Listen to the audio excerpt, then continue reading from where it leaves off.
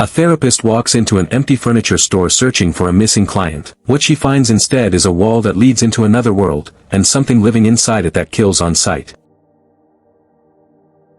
We open in 1990 as a researcher named Naren gets sent into a mysterious dimension called the Backrooms by the Async Institute, recording everything as he wanders through endless yellow rooms that repeat over and over with no end in sight.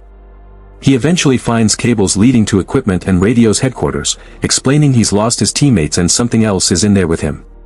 A bird crashes into a nearby wall, and moments later Naren is chased down by a terrifying creature that eventually catches him.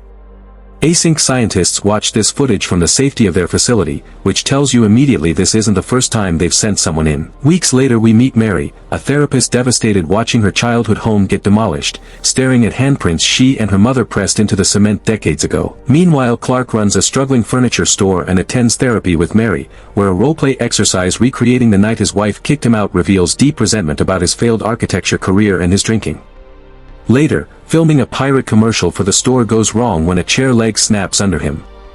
That same day, an electrician investigating flickering lights and a mysteriously high power bill discovers 3 strange red switches in the basement fuse box that Clark swears were never there before.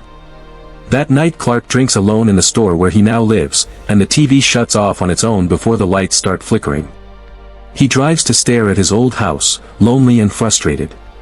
Mary, meanwhile, hosts a family gathering but still hasn't processed her mother's death and rushes off to secretly take hidden medication. The next night Clark's TV glitches, briefly showing him the backrooms before shutting off entirely. Furious, he heads downstairs and starts flipping switches until he hits the mysterious red ones, killing power to the entire building. That's when he notices a glowing line on the wall. When he touches it, his entire body passes through and he collapses onto a yellow floor. Clark has just crossed into the backrooms without even meaning to. Confused, he touches the wall again and gets thrown right back into his basement, then crosses through a second time, realizing the furniture piled around him actually belongs to his own store. Exploring further he finds a mirrored stop sign, avoids it, and discovers the same bird from the opening now lying dead on the floor. He follows a strange voice speaking multiple languages to a cutout with a recorder attached, follows its cables to a locked door, then finds a hidden panel containing tapes, discs, and Naren's ID badge, confirming he's not the first person this place has swallowed. Crawling through a tunnel leads him to a sinking room full of chairs, and when he calls out, the cutout gets thrown into the room in pieces, which is exactly the kind of thing that makes a grown man immediately reconsider his life choices.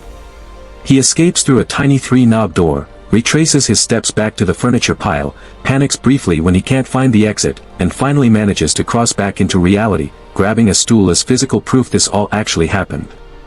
Async researcher Phil, watching all of this on hidden footage, is clearly taking notes. During his next session, sober for 3 days, Clark desperately tells Mary everything and shows her a map he drew of the backrooms. She doesn't believe a word of it, chalking it up to alcohol withdrawal, but Clark takes his map back and swears he'll prove it. He recruits his assistant manager Kat and her boyfriend Bobby, bringing them to the basement with cameras rolling. He crosses through first, and after hearing his voice from the other side, Bobby's curiosity gets the better of him and he convinces a reluctant Kat to follow.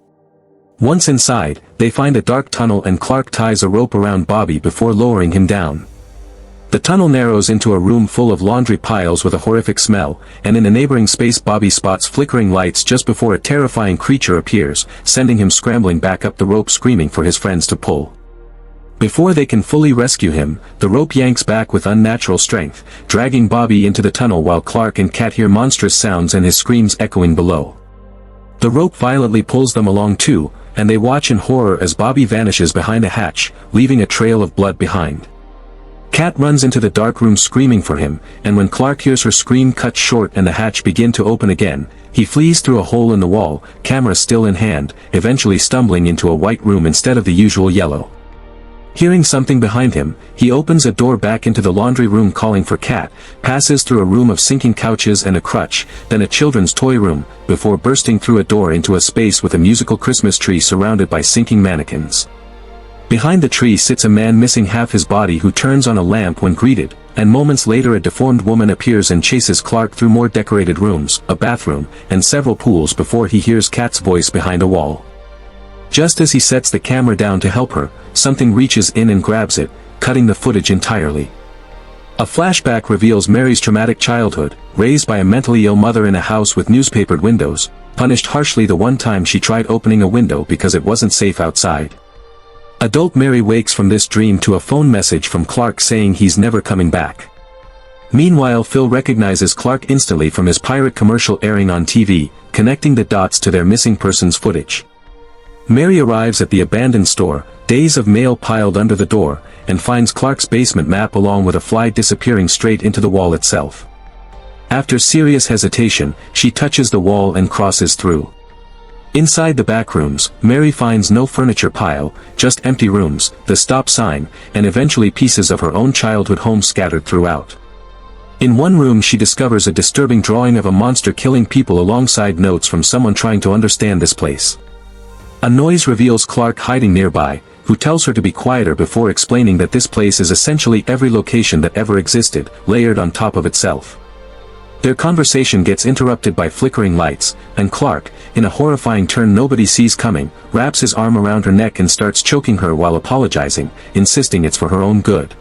Another flashback shows young Mary watching her mother get taken away to a mental hospital, the memory slowly warping and losing detail until it becomes just another room inside the backrooms itself, which is genuinely one of the most disturbing visual metaphors this film pulls off, watching someone's actual childhood trauma get physically absorbed into this place.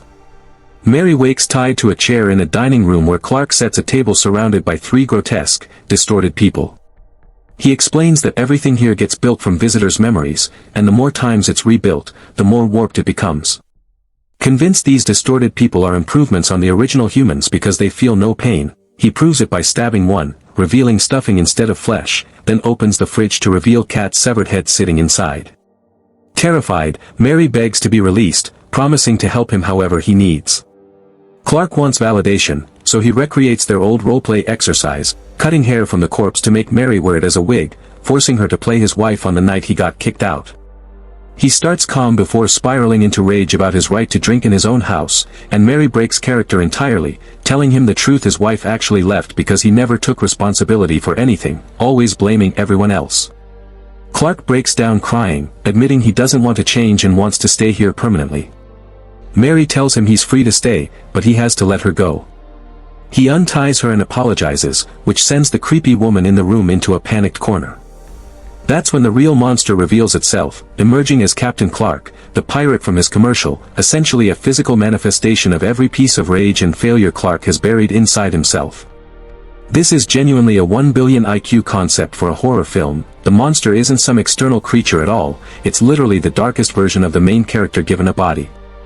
The captain picks Clark up, bites his shoulder, and starts throwing him around the room while Mary flees into a recreation of her old neighborhood. She finds a locked door just as Captain Clark arrives, dragging Clark's bleeding body, forcing her to hide inside a house and run room to room as he closes in. She injures her leg jumping across couches, crawls through a doggy door barely dodging his hand, and ends up standing on the edge of a massive atrium overlooking the entire scope of the backrooms.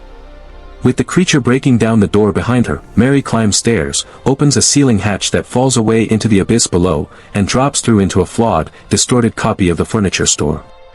She rushes for the exit only to find it blocked, and when Captain Clark arrives she smashes his wooden leg with a coat rack to bring him down. Fleeing, she accidentally triggers an alarm that fills the room with what turns out to be sleeping gas, and she collapses before something jolts her awake to find Captain Clark crawling on top of her. In pure desperation, she pulls out the cement handprint she's carried this entire time and beats the creature's head in with it until it breaks apart completely.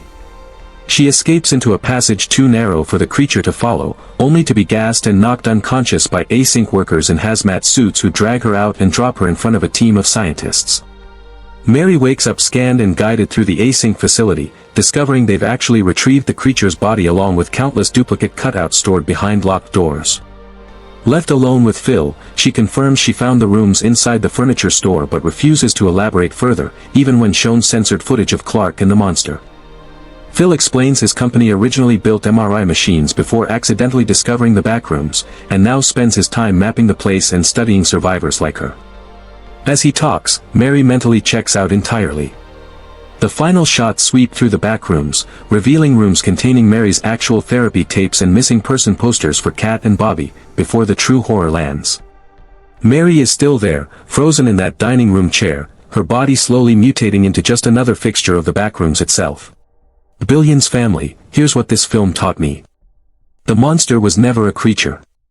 It was every unspoken regret Clark buried, finally given a body.